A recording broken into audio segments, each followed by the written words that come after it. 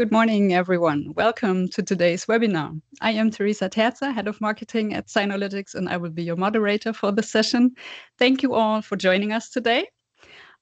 We will focus on a document that will shape the operating environment for international companies in China over the coming years. It is the 15th five-year plan, and the five-year plan reinforces a trend we've been tracking at Sinolytics for several years now, a policy environment where localization is not just encouraged, but structurally embedded into China's industrial and technological roadmap. Leading us through this important topic today is my colleague, Bowen Han. He's a senior consultant at our Beijing office and will share his insights with you in a second. Before we get started, just a quick reminder, this session will be recorded and we will, of course, make the recording available to you afterwards. I also encourage you to submit your questions throughout the entire session. The Q&A feature is activated for you, so just submit your questions and we will make sure to address as many as we can at the end of the presentation. Now, let me introduce our speakers and agenda for today's session. First, Björn Konrad, CEO of Sinolytics, will start us off with a short introduction. And next up, Bowen Han will give his talk.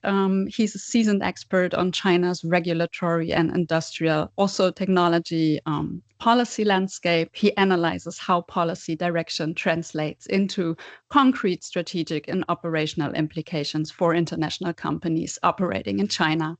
The last about 15 to 20 minutes of the webinar will be fully dedicated to your questions. With that said, I would like to hand it over to you, Björn. Thanks, Teresa, and a warm welcome to everyone. Always great pleasure to see how many of you, even in busy times like ours, find your way to us. Familiar names, but also a couple of new ones. And with all of you, we're going to very much looking forward to share some insights and discuss with you afterwards. So let's see, the five-year plan text has been out for a little while now, and we very consciously made the decision to wait a little bit with this webinar and let the first wave of the overarching assessments analyses subside, because what we would like to do today is perhaps a little bit different. We're going to really want to take a little bit of a closer look at one specific question that is so important to our work and is also so important to the companies we work with, and that is, does the 15th five-year plan give us any additional information about the Chinese government's plan for the future role of foreign companies in the Chinese market? So do we get another glimpse of what the government envisions the role, the function of foreign companies to be within the Chinese economy? Squeeze between tech self-sufficiency, Chinese competition, national security, geopolitics, squeeze between all of that, what will be the space for foreign companies going forward in this next 5-year period? So ultimately, the answer to these questions will be very different for each company. It will actually be different for each single specific product.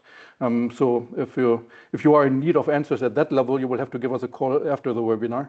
But what my great colleague Bowen can do in the next hour is to talk about, share some insights, illustrate some of the fundamental trends, shifts and changes in the 15th five-year plan that may shape the space for foreign companies in this next 5-year period. So with that, I'm going to hand over to Bowen and to start us off, and looking forward to the discussion after. Bowen. Yes, thank you, Björn.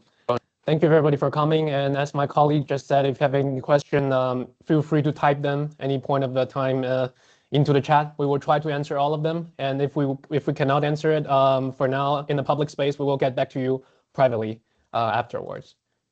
So right into our content today. The 5-year plan. I'm sure everybody's heard about it, but I want to start still with a little bit of a basics. So what they are, or what it is, and what it is not. So here are 3 points that in my discussions that I find, even some of the veterans of Chinese business or Chinese policymaking might make these mistakes about the 5-year plans, right? So I just want to quickly clarify them with all of you so that we are on the same page of what this document is and what to expect before we go into the details, all right?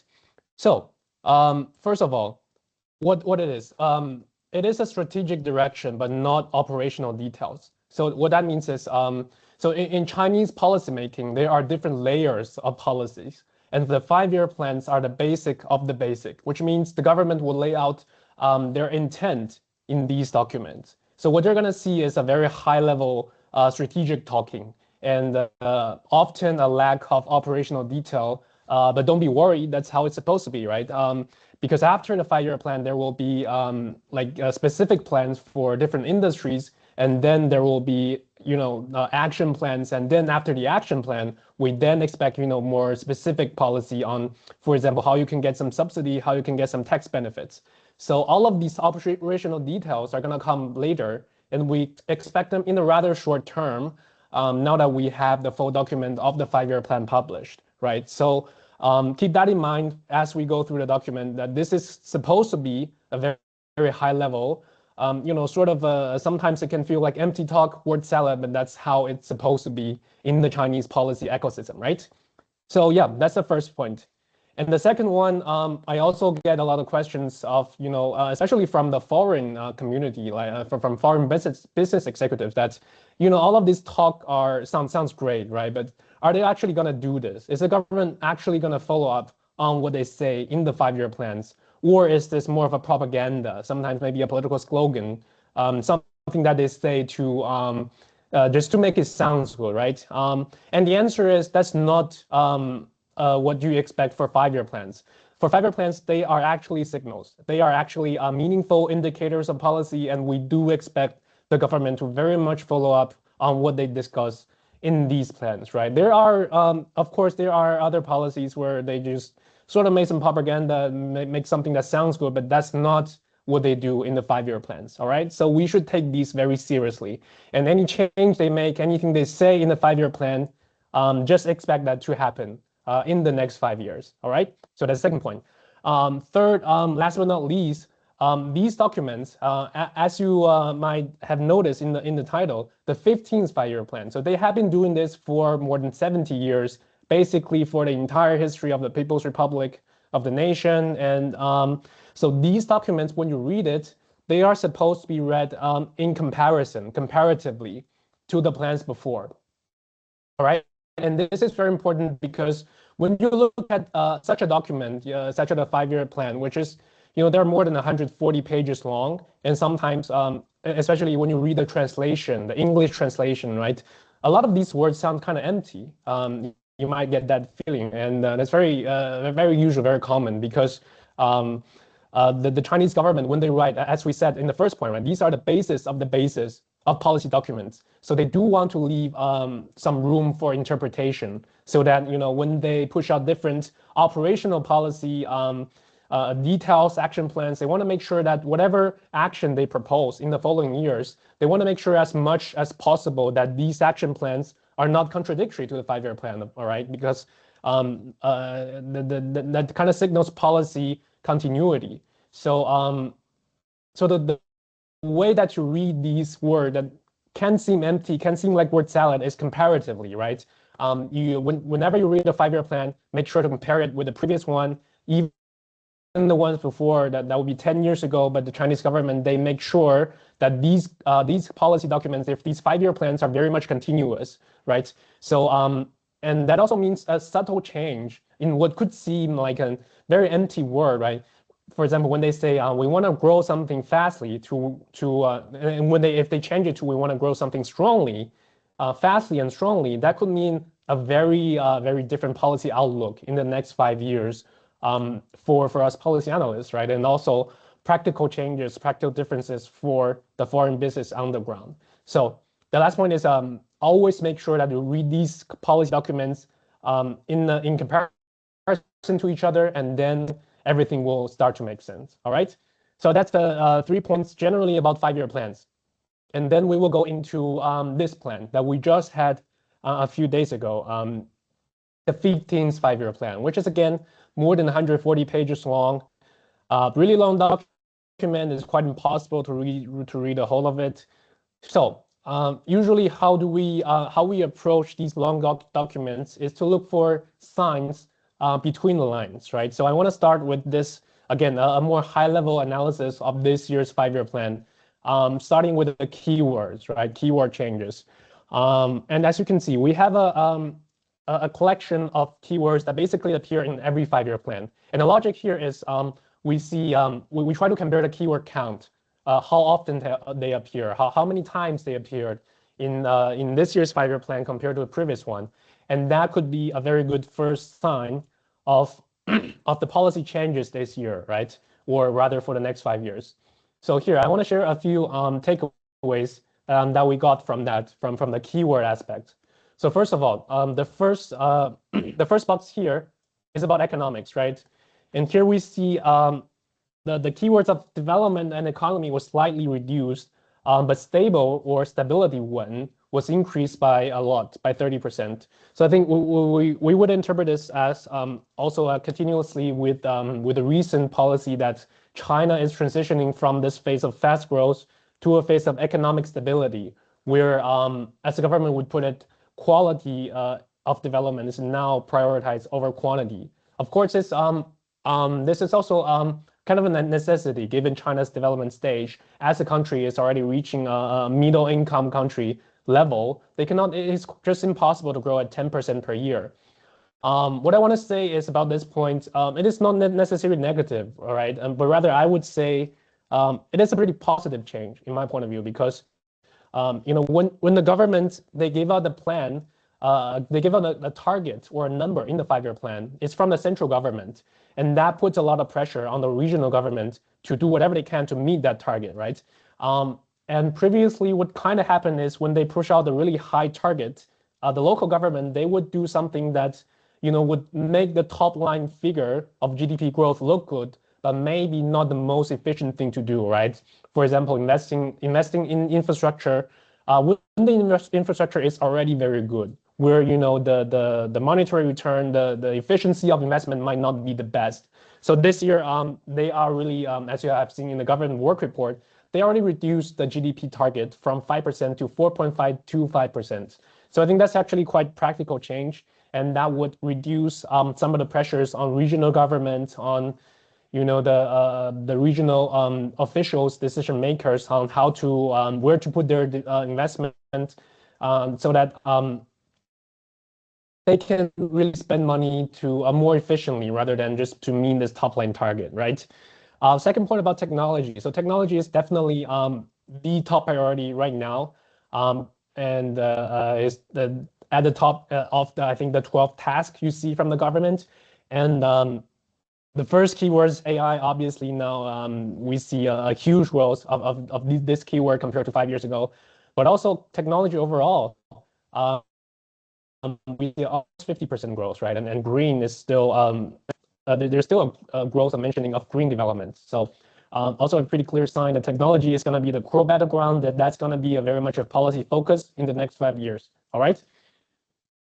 Then the third point, really, perhaps the most significant change for this 5-year plan is really the policymakers are turning their attention to welfare, right? Welfare is moving up the agenda by a lot. If you look at these keywords, employment, consumption, livelihood/welfare, they are all increased by a lot, right? Really significantly, 80% here, 50%, 30% here, right? And we will discuss this also later in the detail, but really, this is one of the most significant changes in this 5-year plan, in the 15th 5-year plan. We're really welfare, employment, raising the income of people, domestic consumption is really put on a much higher weight compared to the previous plans. All right. Last but not least, this point is actually also very interesting to me, that you see there's a reduction. So we talk about a lot of the increase of mentioning of keywords, right? So what is being reduced, and that would be these three, right? Reform, 改革, socialism, 社会主义, and security, 安全.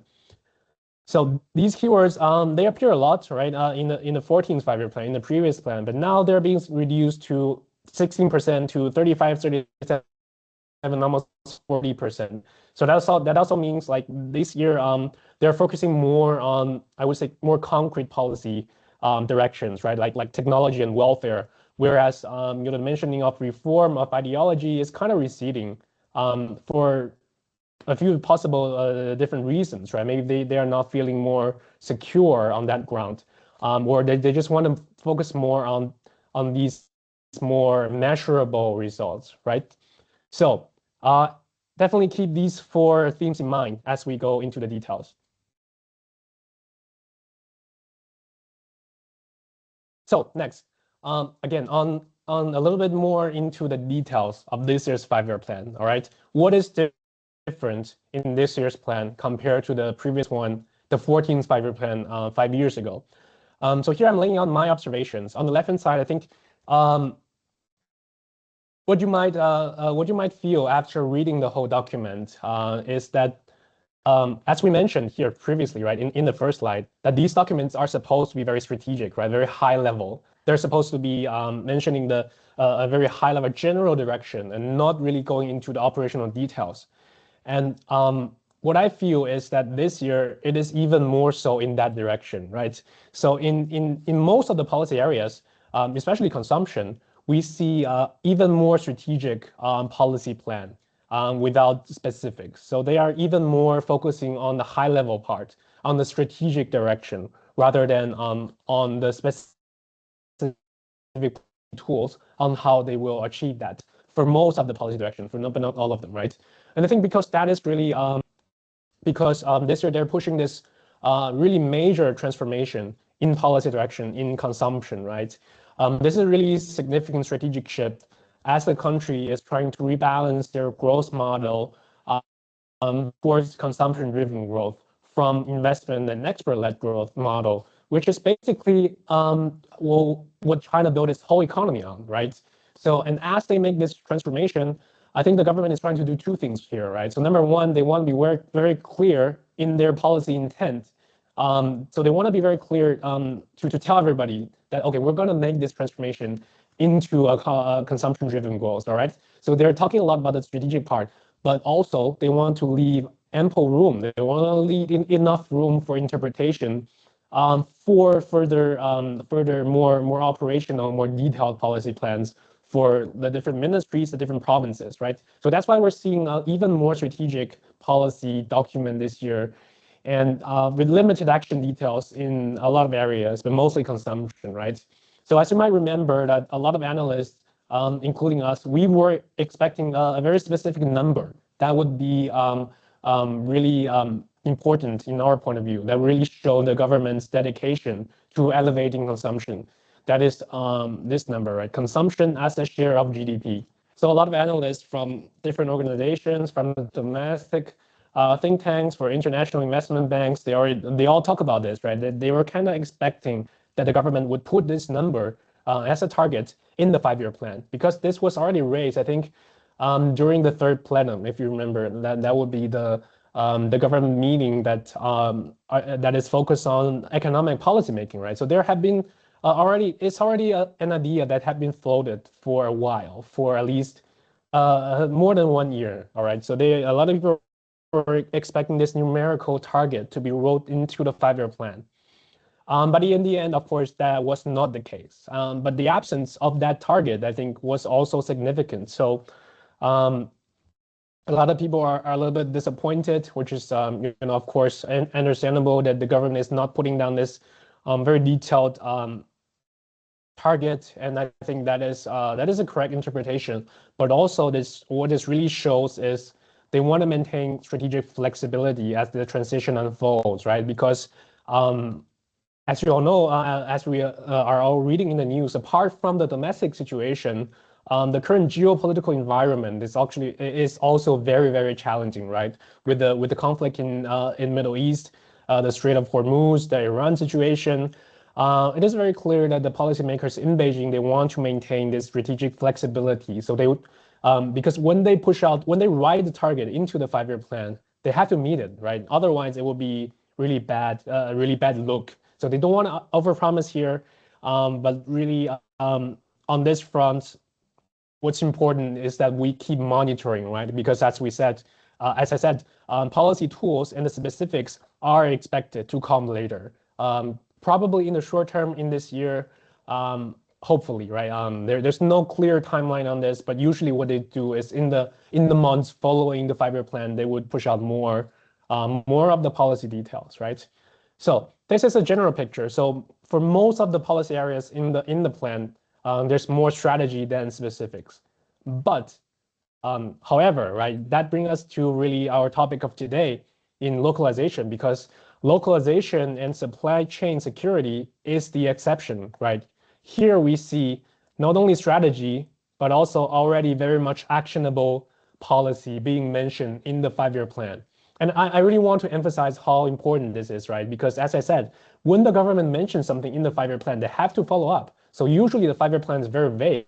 They don't want to bring a lot of actionable policy. They don't want to overpromise in these kind of documents. But one area that we are seeing them, they already make a lot of promises, is in the term of localization, right? In the terms of supply chain security. So of course, this is already an area that has been discussed in the previous 5-year plan, right? As I said, we have to always read these documents comparatively.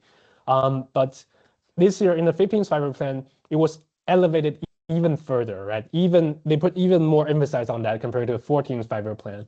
And what they're saying now is industrial resilience and supply chain security, right? Of course, this is not a surprise to anybody, of course. We already know that they are mentioning this in a lot of other policies, especially given the background, the context of Trump 2.0, as we see really a globally rising trend of protectionism. This is really a policy necessity, right? And really what we see that's really noticeable and what's really important is that they are already pushing out at least 3 very, very specific, very actionable measures in the 5-year plan already, right? This is quite uncommon, I would say, among the 5-year plans. That would include industrial chain risk monitoring, strategic backup production bases, and of course, stronger control over critical materials and technologies, right? And we all know what this is referring to in the critical materials part, but also technologies, going into R&D, right? They want to keep technological sovereignty. So on the ground, that might mean your partners, your Chinese partners, if you're in a joint venture, perhaps they are now pushing for acquisition of your technology, your foreign technology, or they might want your corporate entity to localize more in production and also in R&D within China, right? So this is a general feeling of the 5-year plan. Generally more strategic focused, but very much already into the actionable part in the supply chain and in localization. So with that, I want to also go into a very specific policy piece, specifically on localization. All right. So this one, what's on the slide here is a very new policy. Really, it was floated in September 2025, so late last year. But now it is effective in January 1st, 2026, starting this year. All right. So what this policy is about is the definition of domestic product, right? This is a policy of the definition of a domestic product, 国产产品. And why it is significant?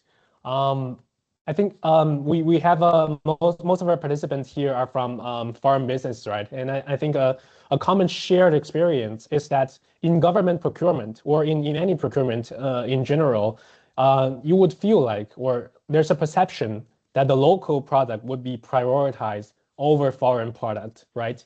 And at a European chamber, at a German chamber, at every chamber, this is a persistent complaint, right? Everybody is complaining that, okay, you're saying that everybody's on the same playing ground, but what we feel like is actually you're still prioritizing Chinese products over our product, which is made by a foreign company, right? So what this policy does is, for the first time, I think in history, the Chinese government is pushing out this very clear definition of what is a domestic product, right? So they are preparing this policy to tell everybody what you have to do for your product to be classified as made in China. So this is very, very important in government bidding, right? And overall, I think 2 things about this document. Number one, it's a very common carrot and stick strategy from the Chinese government, right? So what they're doing is they're pushing out some benefits if you localize. So if you follow through on localized production, they're going to give you some benefits. But if not, there will be the stick, right? You will have a lot of disadvantage in government bidding. So that's number one, carrot and stick. Number two, again, this is a very long-term plan. So there will be a transition period of up to 10 years. So right now, they're just proposing this definition for public procurement only, indeed. So we don't really have the specific numbers yet. So this is the key number threshold here. What they're saying is they will publish this within the next 5 years. So we might wait up to 5 years for this number to be published. And then after this number is published, there will be a 3 to 5 year transition period. So put together, there could be up to 10 years of wait before this policy is fully implemented. All right. So this is a very long-term policy, and there will be ample room, ample time for everybody to prepare. So, but what the policy is actually saying, basically just this one thing, right? This one formula, that is, for your product to be classified as made in China, there will be a very simple rule. That is, if the cost of components produced within China as a share of total component cost of a product is larger than a prescribed threshold, than a percentage, then your product will be seen as made in China. And that will mean that you get this very sweet 20% price reduction for bid evaluation process, right? So apparently everybody wants to do this. There's a pretty strong incentive for everybody to localize your production. But of course, the problem is we don't have this key number yet, right? This key number, it will be different across sectors and products, and we don't have it yet. And it could be published, it could not be published for as much as 5 years. So right now, we don't have this yet. Also, I want to emphasize that in the calculation of this cost of total components, they will be looking into tier 1 and tier 2 components, right? Tier 1 components is, of course, what you use to manufacture or to make your product. And tier 2 components is the supplier of your suppliers, right? So that's also put into the calculation here. They want to make sure that the supplier to your supplier is also made in China, right? So they're really going deep into what we call in the analyst space tier X suppliers. So it's not only you, but your suppliers and the suppliers to your suppliers. So there's a multi-tier of localization here, right? Not only your manufacturing, yes. And then, last but not least, of course, with most of the Chinese policies, all of these sound very good, right? They sound pretty sweet. Now, finally, we have a clear definition of what is a made in China product, right? And everybody now can strive to, localize and meet the target, right? Well, yes and no, because if you look at the last bullet point, there is a mentioning of other requirements might apply, right? Other requirements. And this, very importantly, this is not specified what is the other requirements, all right? Because if you just look at this slide, this whole policy, what they're talking about is really manufacturing. So apart from this last bullet point, it kind of sounded like if you made this stuff in China, even if the technology is not made in China, even if the IP, the technology still belong to the German or Japanese headquarters, it kind of sounded like that as long as we made this in China, then it could be classified as made in China. But then, of course, the government also thought about that. So other requirements might apply is what they put at the last bullet point. This is not classified. This is not explained yet. And it is fully possible that, as the government in the following years, as they look into this, they might change their mind, right? And they might suddenly say, okay, R&D in China is not part of the other requirements. Actually, what we changed our mind, actually, right? We want you to also transfer your technology to the Chinese entity before your product can be classified as made in China, all right? So there's they kind of leave this room for change before this policy can be fully implemented, as we said, in 10 years, right? That's a really long period of time. So yes, just keep it in mind. And this is Overall, I would say this is a pretty typical Chinese policy making, of course, that the government, they would push out this policy with some carrots and stick, but at the end of the day, they will leave some room for interpretation for themselves, so that if they see this policy as not fit, so that if they want to also push for technology localization in the future, they have that room to do so. All right. So this slide, I think, also serves as a good work sample from us, from Sinolytics. And I think we are currently working on this policy. I think we just helped the major German client on this, on how on implementing their product, localization of their product. All right. So this is an area that we can help you. And if you're interested, feel free to reach out to us. So with that, I want to, enough of the details, all right? I don't want to talk too much about details. That could be a little bit boring.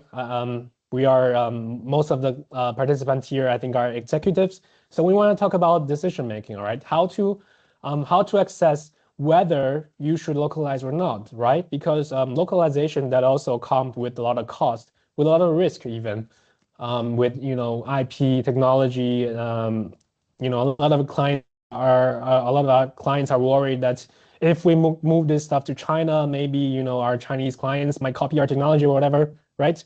So now we want to talk about a little bit on how to make your decision on whether to localize or not, right? So here, on this slide, we bring out two factors to consider. That is R&D. So how you do your R&D and what sector or what industry you are in.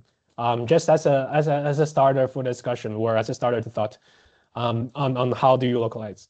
So as I said here in the title, localization pressure could be both a risk and an opportunity, right? Because as there's more pressure to localize, there will be a more complete product development ecosystem in China. And what a lot of companies are doing is that they are now using China as the research and development, as the R&D hub, right? They want to do research here. We're seeing that a lot in the healthcare industry, but also a lot of other industry, right? Because the scientists and engineers here in China are cheap and high quality, right? So that could be an opportunity as we see more localization pressure in China. So choose your game wisely, right? Think about this and really have a discussion within your board on whether you want to localize or not, or how much you want to localize, because localization is, I think, not a yes or no question, right? Because or rather it's a spectrum on how much you localize. You can choose like any number from 10%, 20%, all the way up to 90%, 100% within your whole value chain, all right? So 2 points here, R&D and sector. So for R&D, the top half here is pretty much our interpretation or the quote from the 5-year plans, right? So now they're saying they want to emphasize industrial ecosystem, linking firms, universities, and research institutes, right? They want to promote industrial clusters and innovation alliances. So this is, I think, really part of the opportunity side, or part of the carrot side to localization. For foreign businesses that are more localized in China, there's now I think a very, very, very real opportunity to engage in the Chinese R&D ecosystem, because as I said, a lot of universities here are now top in the world, right? In the areas of healthcare, life sciences, AI, computer sciences, engineering, obviously, right? So if you choose to localize your R&D here, there is a very real opportunity to engage with the local universities. And we are already seeing companies doing that, right? They do all kinds of collaboration with the local Chinese universities and research institutes in terms of, they might establish a joint research facility or a joint research, or they might finance a project at a Chinese university. And then this would see increased policy support, innovation networks, and industrial programs. Basically, the whole benefit of accessing China's R&D ecosystem, right? But then maybe a little bit on the risk side is you have to also consider what sector you are in, which industry you are in, because as China is now saying, technology self-sufficiency is not their top priority, right? We do expect very much expanded support for industries that the government see as so-called future industries and frontier technologies, and of course, anything that can be interpreted as related to national security, right? Semiconductor, for example. So we do expect both a high policy pressure and of course, very high pressure in local competition in these sectors that are considered strategic focus and national security relevant. So you might consider maybe not so much localization, or maybe on a lower end of the localization spectrum if your industry is related in these strategic and national security sectors. All right. So strategic options. Is it worth it to localize? I think this is really connected, right? There are at least three pillars that are interconnected with each other here. There are national security, market access, and local competition. All right. And as we said, in terms of national security, how these two are connected. As long as your sector is not considered part of the national security apparatus or not broadly related to China's national security, I think then we would be generally on the optimistic side on policy-related market access. That is, we would say the Chinese government is pursuing this so-called selective opening.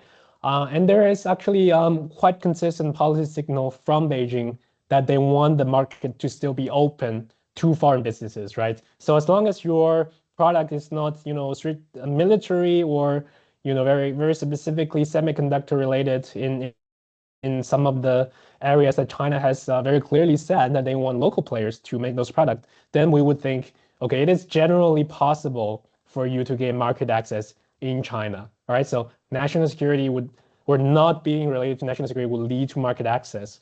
But then, of course, what we're hearing a lot from our clients is that also the Chinese local competition are rising, right? You might heard about the phrase of overcapacity, or in Beijing's words, that would be anti-involution, meaning that the Chinese market is really not very, very competitive. So even if you have market access, in the perfect world that you have perfect market access, it might still not be worth it to fully localize if your sector is very saturated with Chinese local competition, right? So that's the next thing to compare, market access and local competition. And I think really the point to look at here is beware of hidden/local protections. This is what they're trying to remove in the 5-year plan when they talk about a unified national market, right?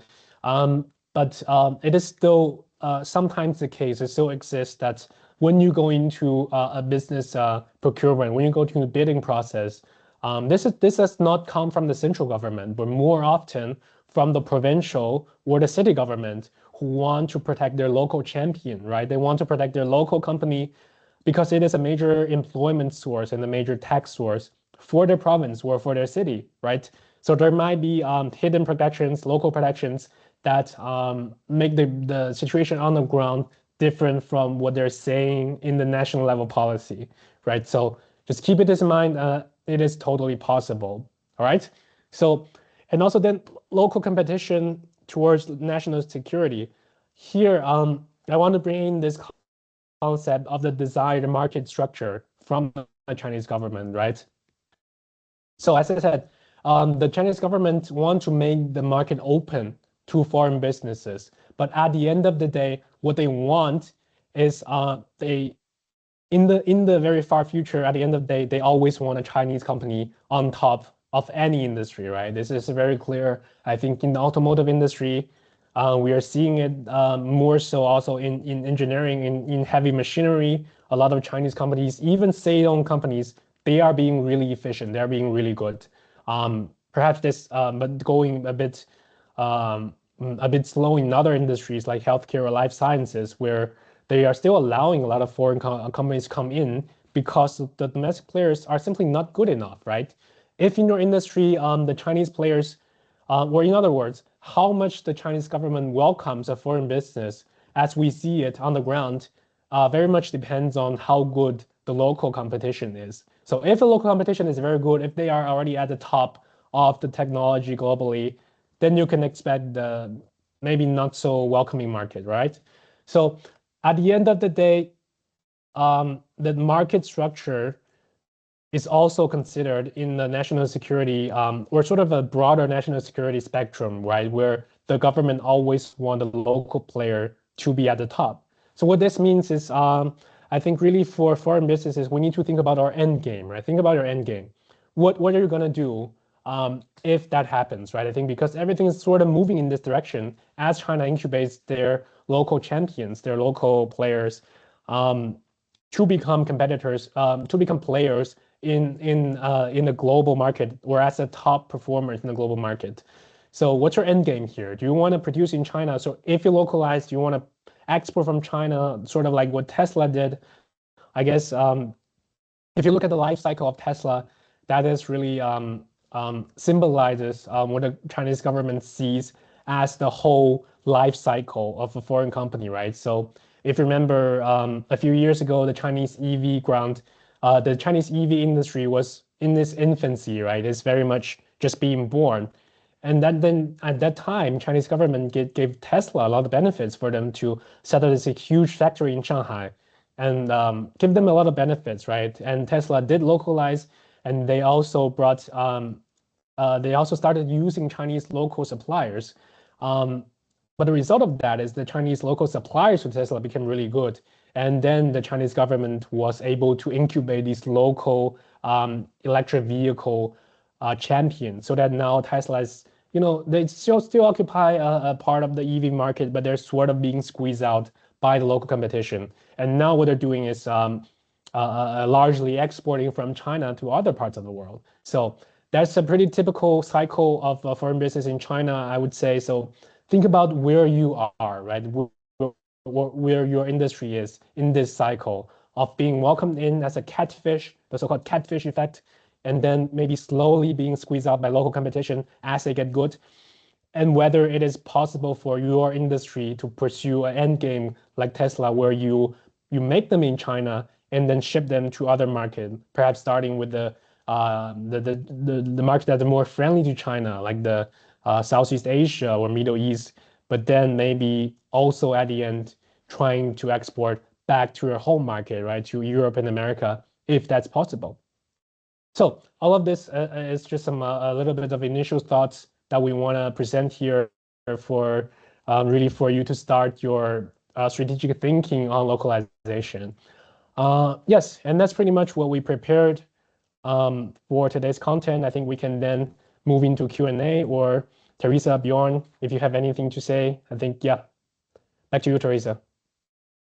Thanks a lot. I saw a few questions dropping into the chat regarding domestic product definition. Here's the question: how do you see the likelihood that this regulation shifts to private businesses as well, and how fast and in which sectors will we see this first coming? Yeah, that's really the million-dollar question, right? Because I think we don't really have clear signals there yet. But what I want to emphasize here is, as you said, right, the government procurement is likely the first step. Like when the Chinese government roll out everything, like for example, the so-called Xinchuang initiative, where they try to localize even the Windows operating system, they always start with public procurement, right? Where they usually start with the government procurement, with state-owned enterprise procurement, and then they would push it out to private businesses or to the private area, possibly, if the trial with the government sector or with the public sector is successful. So I think we don't know that yet, but that's probably going to come in rather long-term timeline, I would say, because the first step with even the government procurement is they're doing this in up to 10 years, right? And perhaps to add just one thought, Hai Shenwei, by the way, I always can count on you on to pose the million-dollar question. What I would add to that is kind of the informal dimension of all of this. I would agree with Bowen kind of on the formal rules and how they will shape. and will take shape. But there's also kind of this informal effect, right? If you push out rules like this, clear and firm rules like this for public procurement, it tends to have an effect also on how private actors within the Chinese government see things, interpret things, kind of also do things in many ways. So there's an informal spillover effect that will also kind of lead to some movement into that direction of these firm government rules for public procurement, also spill over into the private sector. So I think we will see some of that at least. Thank you. Then we had a follow-up question right on that topic. Like, how does this, is it protectionism, and how does it differ from US or European local content requirements? Yeah, is this protectionism? Well, yes and no. I think what the policy is trying to do here is really setting up a policy where in an area that is currently quite chaotic, right? There's currently no clear definition here. So, or really, I think, technically, right? Technically, the current definition is that as long as you make something in China, it should be considered a domestic product. But there's no clear policy on that. And as a lot of you may know, that's not what you're experiencing on the ground. So I would say this is really the government. What they're trying to do is establish a rule. And it is clearly, we can say it is some sort of protectionism, but really what it also does is sort of alleviate the protectionist problem, because a lot of local governments right now, what they're doing on the ground that is not written in the policies is a lot worse, right, than what is written here formally in the policy. They just prioritize their local champion like infinitely, not even 20%. So I think generally I would interpret this as a relatively positive development as they try to establish a clear rule on all of this, the procurement issue. Another question, in a very regulated market like life science, the local fast pace of change in Chinese requirements is a challenge for global companies. How best stay connected to what is becoming operational and actionable? Yeah, that's a very good question. Yes. I would say just keep up with our policy monitoring, right? We do this for a lot of clients in life science, of course, and a lot more industries. But I think it's really important to have real-time policy monitoring in China. As you said, it's a very regulated market, and if you don't, if you do keep your attention with policy, what policy they're pushing out, as I said, a policy in China, it might seem like it came out of nowhere, but that's usually not the case. Usually it's preceded by the 5-year plan and some industry plan, and there's an action plan, and then finally they push out this policy that have a lot of impact on your business. And if you don't do real-time policy monitoring, you might be caught surprised, right? You don't want to do that. So I think the answer is to really do real-time policy monitoring, do it broadly from different government ministries, and there will be signals. Usually there will be signals before really game-changing policy is pushed out. And I think another like $1 million question is, what would you recommend foreign companies to avoid an endgame scenario as described? Yeah, Björn, maybe you can start on this more strategic question.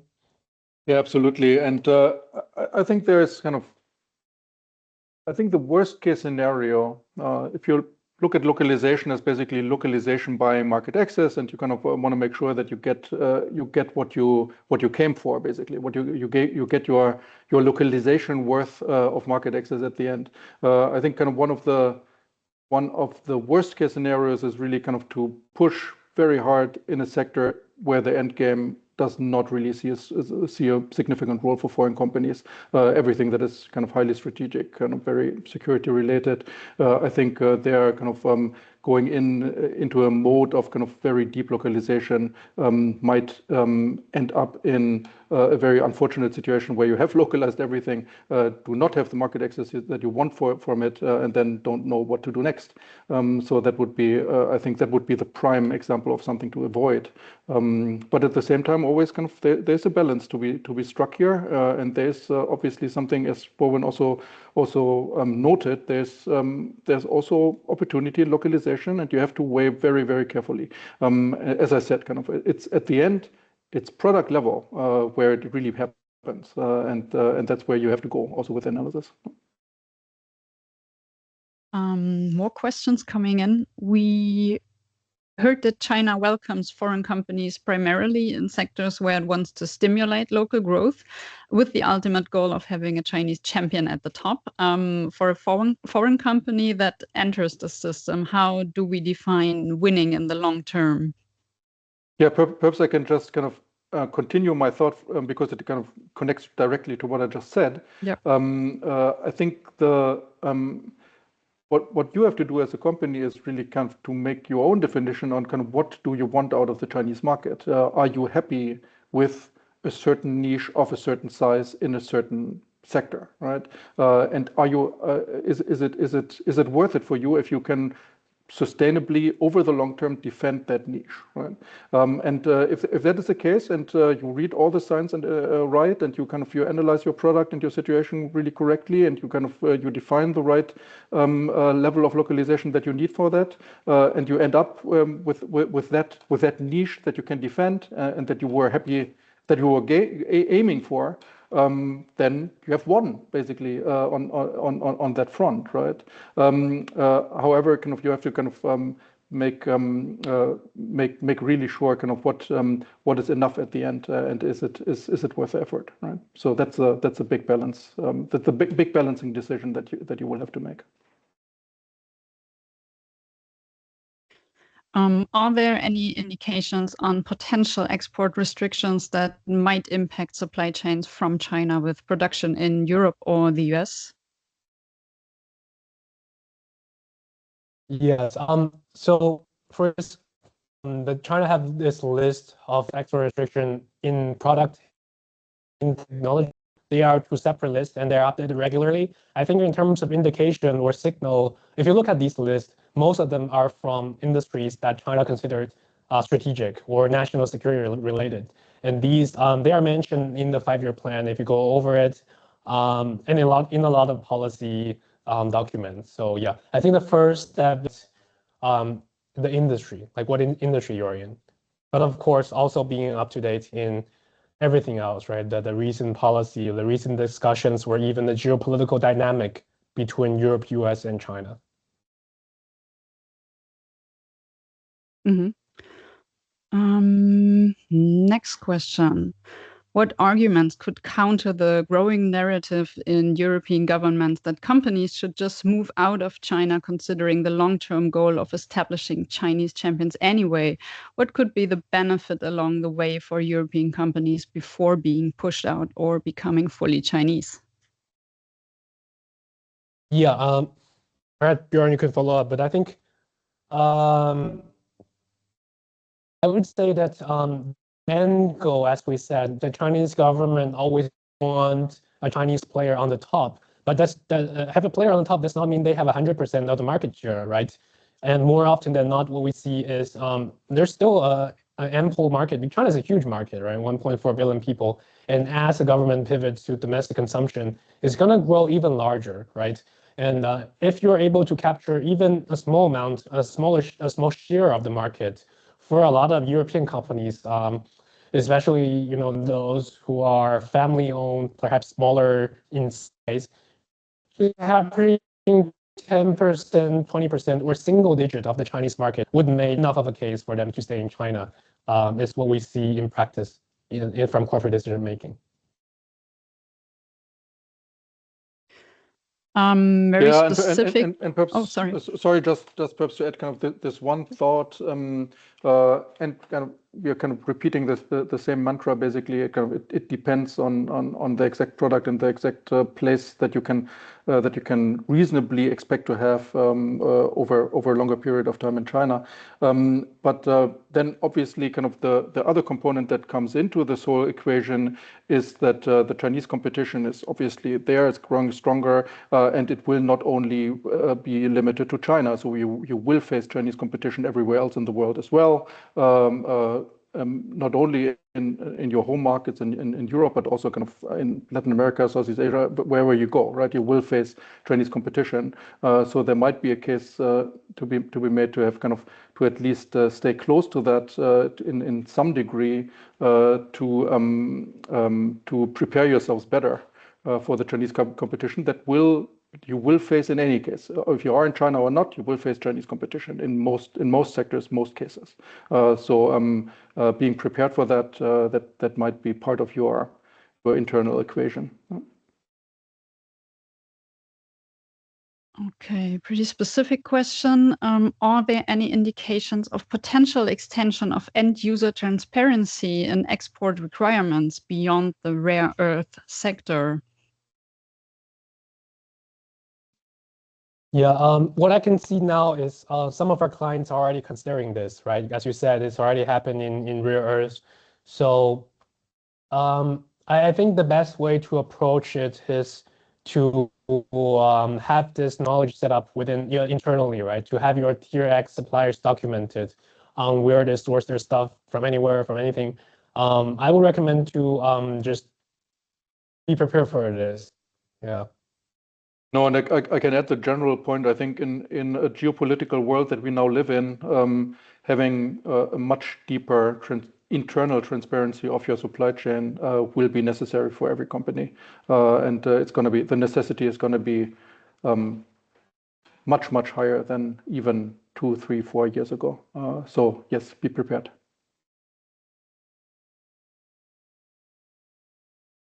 Okay. Time is almost up, and I don't see any further questions. So thank you all for these thoughtful questions, for making this such a dynamic and insightful discussion. If you would like to explore this topic further, you can scan the QR code on the screen. It will take you directly to the sign-up page for Geolytics Hub, which is our 24/7 gateway to geopolitical and China-related analysis. There you can set up a free demo account and gain access to a 3-month rolling view of the political calendar, which highlights upcoming political events, policy deadlines, regulatory milestones, and also 3 expert-written analysis to give you a sense of the platform's depth and structure. And of course, we also have several pieces on the 15th five-year plan online available for you. If any questions remain, or if you'd just like to continue the conversation, please feel free to reach out. And again, we really appreciate you joining us today, and have a wonderful rest of your Thursday. Look forward to staying connected. Bye-bye. Thanks everyone. Bye-bye. Thank you.